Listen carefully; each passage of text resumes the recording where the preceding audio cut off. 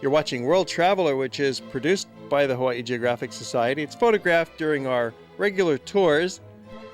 This is Dennis Callan taking you to Tallinn. We're on our tour of Scandinavia, and we've been staying in Helsinki for a couple of days, Helsinki, Finland. And we are today making a trip across the Baltic Sea to Tallinn, the capital of Estonia, which is a Baltic nation. It's not Scandinavia. They consider themselves to be very closely affiliated with the Nordic countries. It's a day trip. We're going on the superfast ferry. It's actually a nice big ship. It's like a mini cruise ship. And the journey will take us about 2 hours. It's a very smooth crossing. And the ship is very comfortable. There's lounges, there's a restaurant on board, there's the deck promenade. You can stroll around, get some fresh air during the couple of hours, and time flies. Lounges on board. You can even rent a cabin for a couple of hours if you'd like to. Stretch out and relax. And before you know it, you've arrived in the port of Tallinn. It's a mix of new and old, and we're here particularly to see the old. Ship pulls right into the dock, and fortunately, it's a short walk from the pier over to the old town, where we are joined by our local guide. Well, it certainly helps to have a local guide explaining the history to us while we're looking at the buildings so that we can really understand these marvelous sights. As we are now located in the city of Tallinn, so we have now left the dock area and we're about to enter the old town. And now we're going in that direction. So we are about to enter the area of the old town. The old town of Tallinn was first mentioned in 1154 by an Arab geographer who marked it on his silver map of the world. And in 1997, the old town of Tallinn was granted a place on UNESCO's World Heritage List. Recognition by UNESCO as a World Heritage Site is always a very special honor.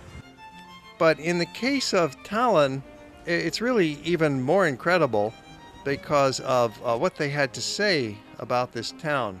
In UNESCO's official justification for inclusion in the World Heritage List, they said that, quote, "It is the best preserved medieval town in Northern Europe, a unique example of the coexistence of a seat of feudal landlords and a Hanseatic center in the shelter of a common system of walls and fortifications, an ensemble of mostly authentic buildings constituting an urban structure formed in the 13th and 14th centuries, town wall, and a characteristic skyline visible from a great distance on the sea." Also, they say that the castle and the Hanseatic town of Tallinn were in the 13th through 16th centuries among the remotest and most powerful outposts of civilization in the northeastern part of Europe. Tallinn is standing today as a great example of medieval architecture and medieval life. The old town of Tallinn is unique because it consists of two parts, the upper town and the lower town. The upper town has always been a lair of bureaucrats and ministers, and the lower town has always been for common people, more like.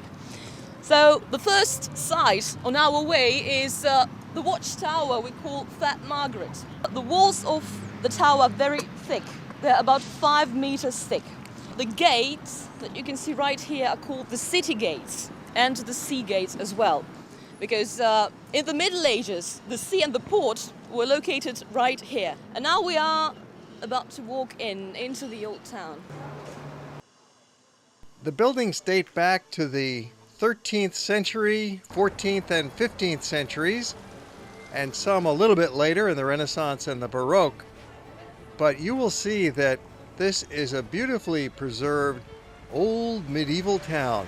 It's not too crowded. It really hasn't yet been discovered by the hordes of tourists. Yes, while there are other important medieval towns in the Baltic area, such as Riga and Visby, they are not as well preserved as Tallinn.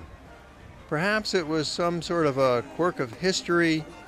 At any rate, Tallinn is standing today as a great example of medieval architecture and medieval life. So the three houses that we can see over here are called the Three Sisters. This is because the family that lived here had 3 daughters. Now this is a splendid example of how a typical dwelling of a merchant would look like in the Middle Ages. The lower floor was the only heated floor in the house, so the family usually resided there. The upper floors were usually used as storerooms. They have been renovated, but they to some extent have retained their original look. And nowadays it is the most expensive hotel in the old town, the Three Sisters. As you walk along and look down side lanes, you occasionally see parts of the medieval wall. So right now we are observing St. Olaf's Church, that used to be the highest church in Europe until the 16th century. Its height used to be 200 meters, but after the lightning had struck the building 10 times, the height was reduced. So nowadays it's 125 meters. And it is a Lutheran church that is, however, hardly functional. Tallinn is really quite easy to see in a day because it is not all that large. The historic town center is about a square mile.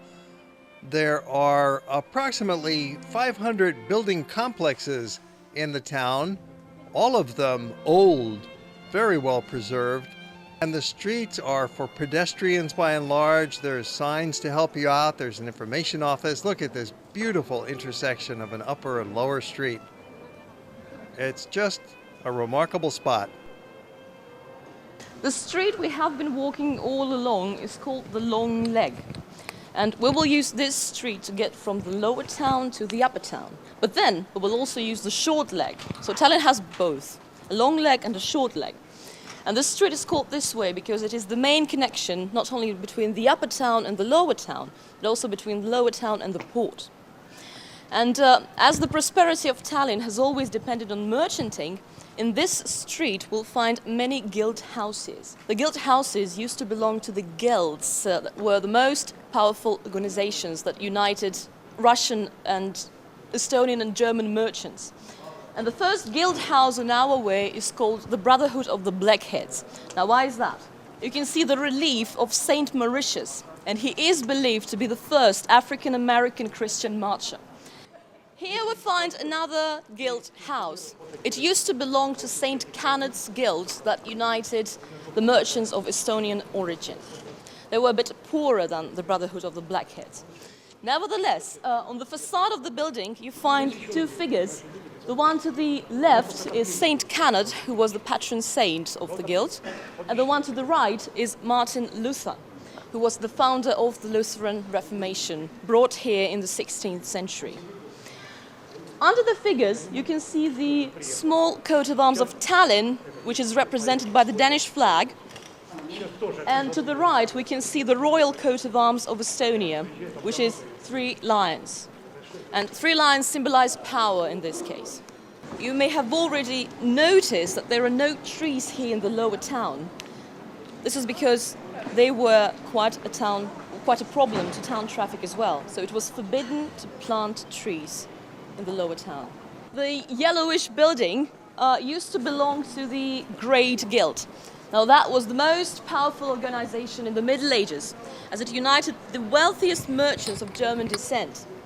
And the members of the Great Guild could be elected as members of the town council. You're welcome to have a look inside the Great Guild Hall.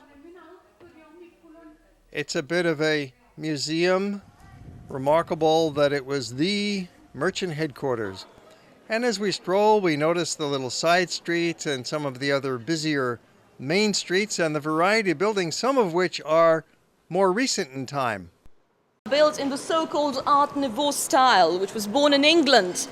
And the main aim of the style is to give aesthetic value to the most common objects and things. We find yet another church, which is called the Church of the Holy Ghost. It features the oldest timepiece in Tallinn. It was made in 1684 and it is still functional. We've been walking through the lower town and we'll soon walk with our guide up into the upper town. Not a highly touristic town, it's a sort of an untouched gem and very much worth visiting.